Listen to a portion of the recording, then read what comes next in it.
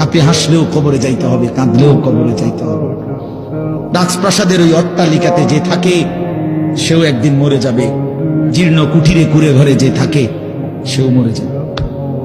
জীবনে যে কোনোদিন সুখ দেখে নাই দুঃখের সাগরে, তারও মৃত্যু হবে। জীবনে যে কোনোদিন দুঃখ দেখে নাই সুখের সাগরে ভাসছিল, তারও মৃত্যু হবে, সেও মরে যাবে। কবর নিশ্চিত, কবর নিশ্চিত।